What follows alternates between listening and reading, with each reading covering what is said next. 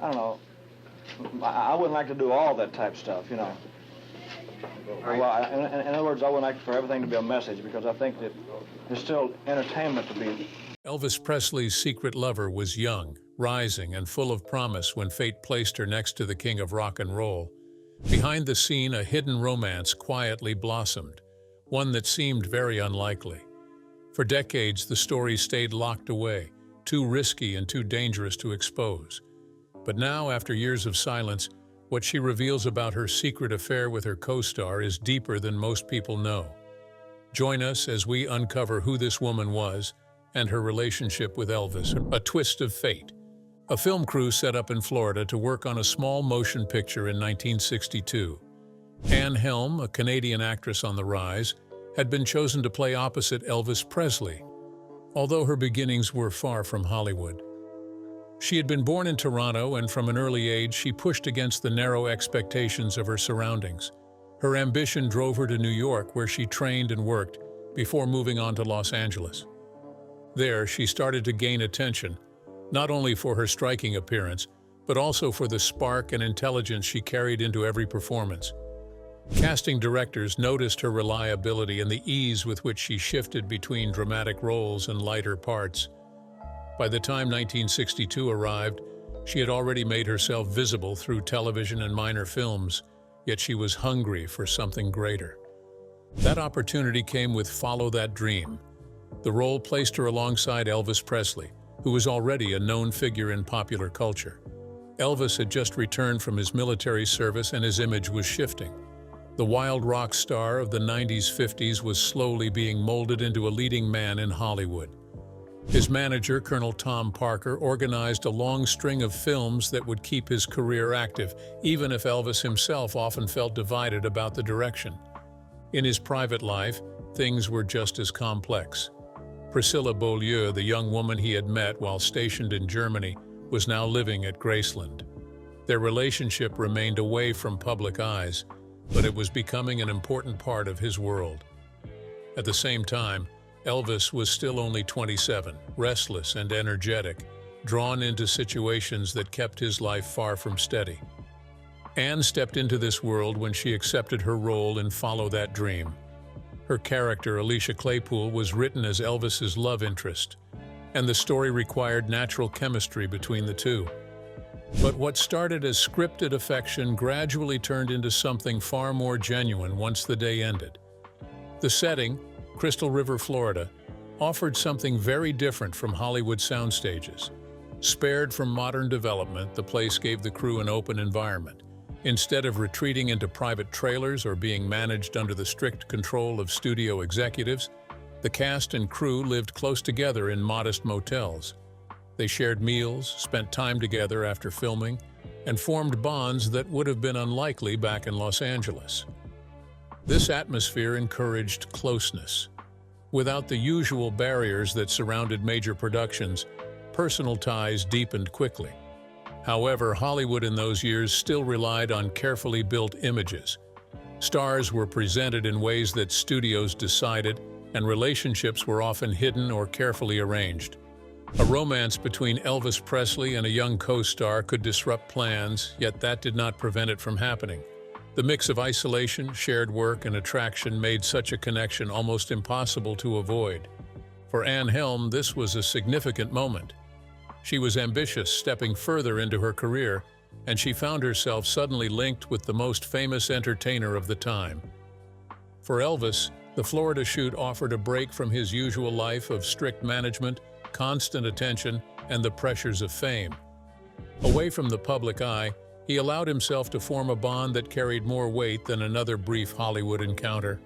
The movie itself told the story of a family trying to build a new life, carving out a space for themselves on land that did not come easily. That theme mirrored what was happening behind the scenes.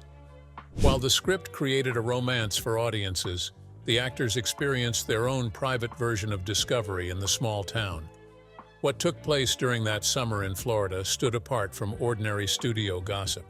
It was not planned by publicity teams, nor was it used to promote the film. It grew from real moments void of control. For Anne, it was a turning point that added depth to her story as an actress. For Elvis, it became part of a life filled with both fame and personal struggles, hidden from the crowds that adored him. Their brief connection in 1962 showed how much a change of place, a different rhythm of life, and the unity of a small production could alter the course of two lives, even if only for a short time. The story turned out to be an interesting part of both their journeys. A fairy tale experience. Anne Helms stepped into Crystal River with her heart racing. This was the biggest moment of her career, and she felt the weight of it pressing on her. She was cast as the leading lady beside Elvis Presley, a man whose name alone carried attention. She had heard stories about his kindness, his playful nature, and the way he could make everyone around him feel included. Still, she tried to keep her focus on her work, determined to play her role with skill and to use this chance to lift her career higher. The film set carried a warm atmosphere from the very beginning. Director Gordon Douglas had put together an environment that allowed everyone to work with ease and creativity. Arthur O'Connell and Joanna Moore, who played supporting parts, added laughter and lightness to the work hours. The story was simple, following Elvis's character Toby as he helped his adopted family set up a homestead while winning the heart of a local social worker played by Anne. The location added something rare and valuable. Being away from Hollywood gave the production a sense of freedom. The cast and crew stayed in small motels that soon turned into a little community of their own. The usual pressure of the studios and the constant watch of the press were gone. People could relax, share meals, play games, and spend time together without worrying about how it would look to the outside world. This easy rhythm of life created the right setting for Anne and Elvis to grow close. The long days of filming kept them side by side, and the nights brought a slower pace where bonds could grow deeper. Here they were no longer the superstar and the newcomer. They were simply two people learning about each other. What started as a professional duty soon began to feel more genuine. The feelings came with ease, and neither of them expected how quickly it would take root. On the very first day, Anne returned to her motel room to find it filled with roses. Not just a bouquet, but an overwhelming number of flowers that turned the plain space into something magical. The card was marked only with the letter E. This particular gesture carried a meaning that went beyond ordinary kindness. It felt personal, thoughtful, and completely unexpected. From that moment on, Anne knew this production would be unlike any other she had worked on. Elvis was known for acts of generosity, but this was different. It was not a staged performance meant to impress. It felt genuine, almost tender, and it gave Anne a sense that their work together would grow into something more. As filming moved forward, the bond between them became more obvious. During rehearsals, they would finish each other's lines, slipping into a rhythm that made their performances shine. The director quickly noticed and shaped the film around this factor. Life in Crystal River fell into its own pattern. Once the cameras stopped rolling, the cast and crew often gathered in their motel rooms to spend time together. Despite being the most famous person there, Elvis behaved like just another member of the group. He would pull out his guitar, filling the nights with music, or sit down at a card table for poker games. Anne became part of this circle. She found herself laughing, singing, and playing cards alongside people who at first seemed distant. The poker games became a favorite for everyone. Elvis had a sharp instinct for reading people, and he often used it at the table. Yet he cared more about the fun of the game than about winning. Anne proved to be a strong rival, able to bluff with confidence and work out clever strategies. Their friendly rivalry at the card table reflected their growing connection, each trying to figure out the other while enjoying the thrill of the exchange. Outside of the games and filming, Anne began writing poems. The Florida air, the strange mix of work and leisure, and her growing closeness to Elvis stirred something inside her. She put her feelings into verses, filling pages with lines that spoke of admiration, fascination, and discovery. She wrote about the man behind the public image, the one she saw when the cameras were gone. She noticed his softness, his quick mind, and his genuine kindness. These words were not meant for anyone else. They became her private way of handling the emotions that came with such an unusual and intense experience. Every day added new layers to what they shared. The film required them to show romance on screen, but the truth was that the bond behind the cameras carried just as much power. It was shaped by long hours under the sun, laughter in crowded motel rooms, and small, thoughtful gestures that revealed more than words ever could. Crystal River became more than just a film location. It became a place where Anne's career reached a new height, and where she discovered a side of Elvis that few people were allowed to see. For Elvis, it was a rare period where he could step away from the constant demands of fame and simply live, surrounded by people who treated him as a friend rather than an icon. Together in that temporary world, they built a connection that gave life to their roles, but also left an imprint on both of them. Boundaries and barriers. Anne Helm felt herself being pulled toward Elvis Presley. Yet she never lost sight of how complicated the situation truly was. This was not a simple romance that could grow without consequences. It involved one of the most famous men alive, a figure watched constantly by the press, a man whose private life was already turned into endless stories and whispers. Every look, every move, every decision he made was followed by people who wanted to know more than they should. What stood out between them was not only attraction, but the kind of friendship that felt rare in their world. They could sit together and let hours slip by as they spoke about books, music, philosophy, and the strange experiences that came with working in entertainment. Away from the stage lights and the crowds, Elvis showed her a different side of himself. He was not the grand performer who stood before thousands, but a thoughtful man weighed down by the loneliness his fame carried. The longer Anne stayed close to him, the more she began to feel both lucky and uneasy. His attention made her heart race, but it also brought with it a sense of heaviness she could not ignore.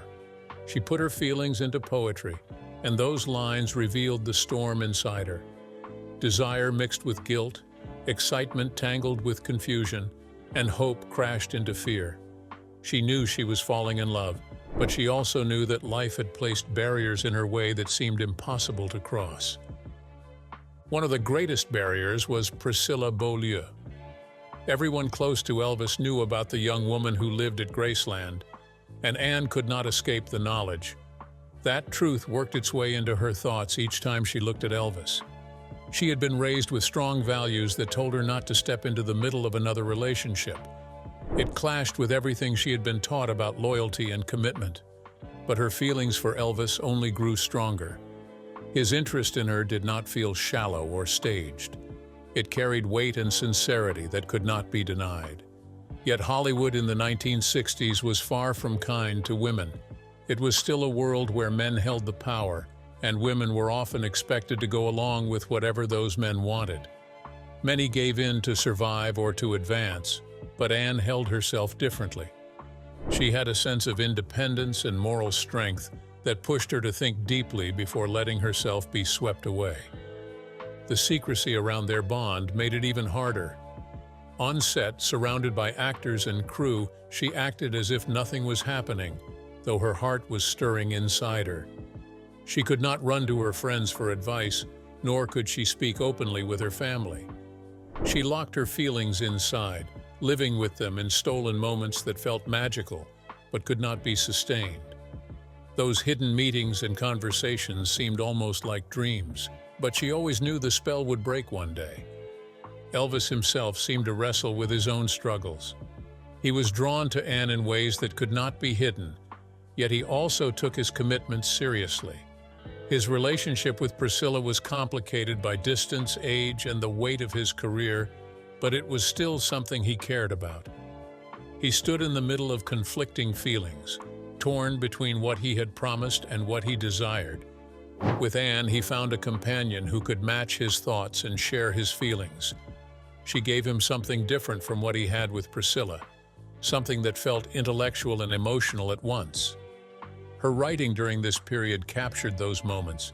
She wrote of stolen looks, of nights when conversations stretched until the first light of dawn, and of how his focus could make her feel as if the rest of the world disappeared.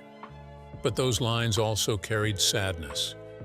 The pain of loving someone she could not truly have, and the burden of holding feelings that were hidden from all. Their relationship never moved into physical intimacy, which made it even more powerful. The lack of it only added intensity, making each touch of the hand, each glance across the room feel stronger than anything else. It was not a fling nor an easy distraction. It was something that pressed against duty, loyalty, and the hard truth of their separate lives. The small town of Crystal River gave them a short escape. While filming lasted, they could step away from the eyes of the world and exist in a space where their emotions could breathe. But Anne always knew this shelter was temporary. The production would end, the cameras would stop rolling, and both of them would be pulled back into the lives they had built before. He would return to Graceland, and she would move forward with her career, carrying the weight of what had been shared. In those weeks, she discovered both joy and sorrow. She experienced what it meant to be close to someone who seemed unreachable to the rest of the world, and she learned how love could burn brightly even when shadowed by doubt and restraint. Their connection was brief, yet it left her with memories too strong to fade. She had stepped into uncharted territory and walked back out changed, knowing that some feelings cannot be undone, even when life forces them to remain hidden. The relationship between them didn't last. It was fragile, caught between the expectations of Hollywood and Elvis's own personal ties back home. Yet what happened in 1962 was more than just another Hollywood romance. It was shaped by the details of time and place, the raw edges of a Florida town, and the fragile balance between public image and private feeling. It was a love lived in secrecy, treasured in fragments, and remembered long after the lights dimmed. Shattered hearts. When the filming of Follow That Dream ended, Anne Helm and Elvis Presley had to step out of the world that had held them so close. The time in Florida had wrapped them in a safe bubble, away from pressure, where their feelings could slowly build. But once Anne returned to Los Angeles, she could see that something had changed. What once felt easy on the set now grew heavier, as if they had stepped into something far more serious without planning it. On the film set, they had worked side by side and enjoyed the long days that kept them together. In Hollywood, that sense of fun fell away. They were no longer only co-stars. They had slipped into feelings they could not openly carry on, and that made every meeting more intense. Their time together took on new forms. Instead of dinners with the cast or casual outings, Anne found herself walking into Elvis's home. Behind closed doors, they could sit down, talk freely, and hold on to the closeness that had grown between them in Florida. Each visit lifted them up, but also weighed them down. They were glad to be alone together, but they could not push away the reminder that their bond faced walls too high to climb over. The tension grew heavier as days went on. The pull between them had turned into something neither could easily step away from, but both knew they were moving along a dangerous line. One evening inside Elvis's house, everything finally broke. The details of what took place were never fully clear, but the outcome left a scar. That evening, a piano stood in the room. Elvis might have been playing, or maybe both of them leaned over it. In a sudden burst of anger, Anne brought the lid down hard. The wood slammed onto Elvis's finger, leaving him hurt at once. The sting of pain ran through his hand, but the wound went deeper than flesh. The moment broke apart the spell that had tied them together. Anne felt crushed by what she had done. She was not a person who lashed out or caused harm. To know that she had hurt Elvis, someone she cared for deeply, tore her apart inside.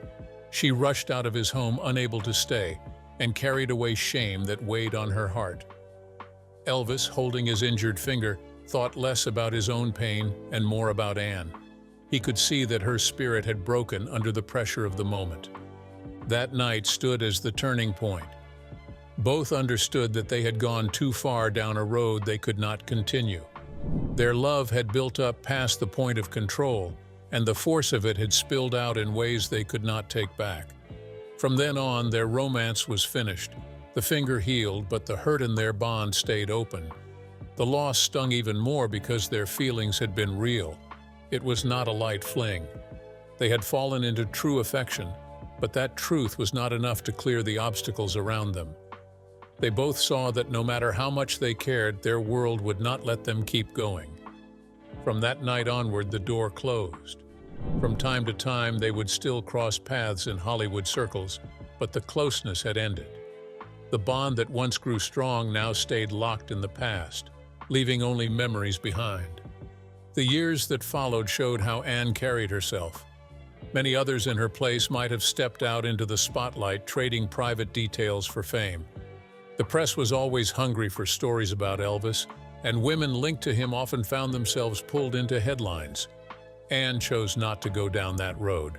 She held her memories close and kept her dignity. She never used her time with Elvis to build herself up in the public eye. When she sat down for interviews, she spoke warmly of working with him, but never opened up the personal parts of their story. For her, what had happened between them was too valuable to hand over. She wanted to hold on to those moments instead of selling them. Her restraint became even more striking as Elvis's fame rose higher. Through the 1960s and beyond, his name carried power, and anyone with a link to him could have cashed in. Interestingly, Anne turned away from such chances. She carried herself with pride, keeping her memories safe and untouched. When she did speak of him, she did so with true affection. She remembered him as kind, respectful, and filled with talent. For her, their time together was something beautiful, even though it had ended with pain. She carried those days as a part of her life that mattered deeply. Their story together was short, but it left behind lessons that neither could forget. It showed how love, when held back by forces too strong, could turn heavy and break apart.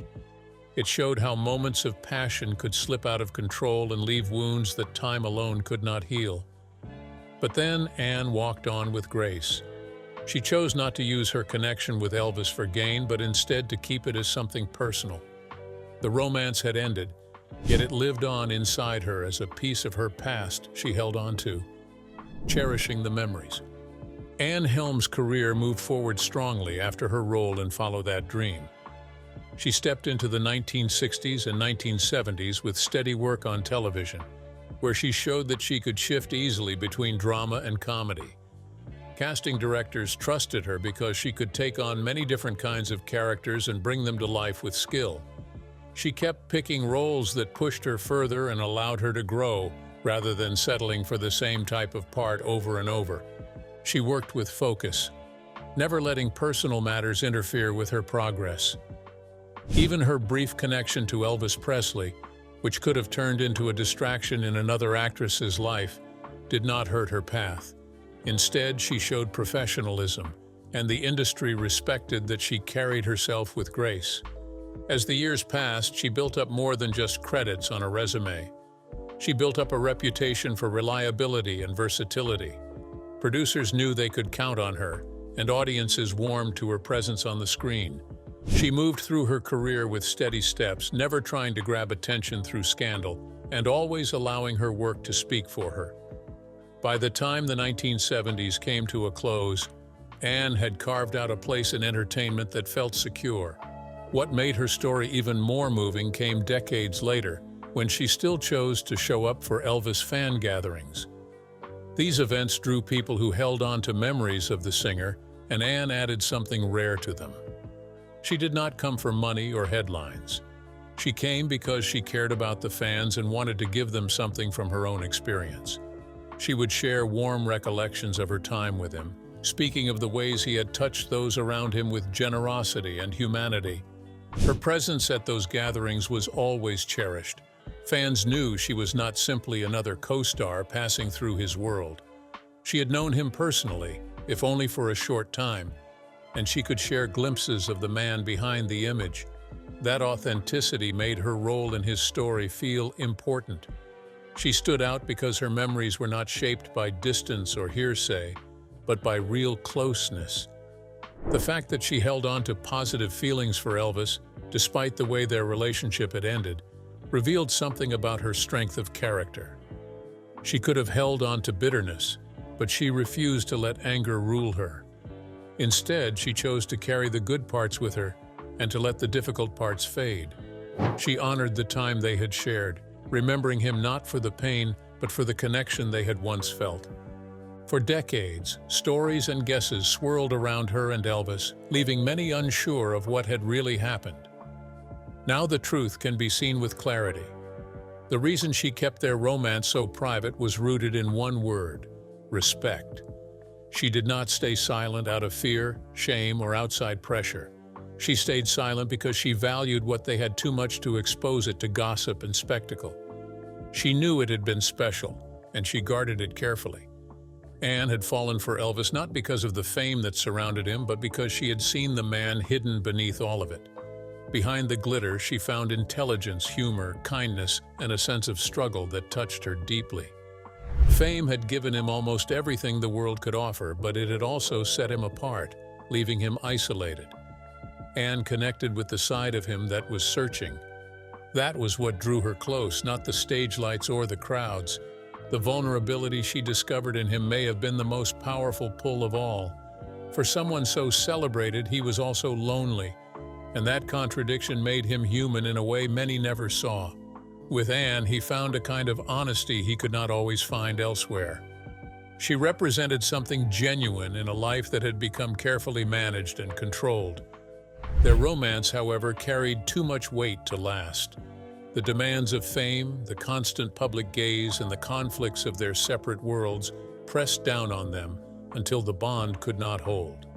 Their story did not fall apart because their feelings lacked depth, but because love alone cannot always push back against everything else. The moment at the piano was less about anger and more about the pressure that had built up, finally breaking through. It was a release of emotions that could no longer be contained. Some love stories are not meant to last for years. Some shine for a while before circumstances force them to end. What Anne and Elvis shared left marks on both of them. The relationship mattered not because it endured, but because it was real in a world where much around him was not.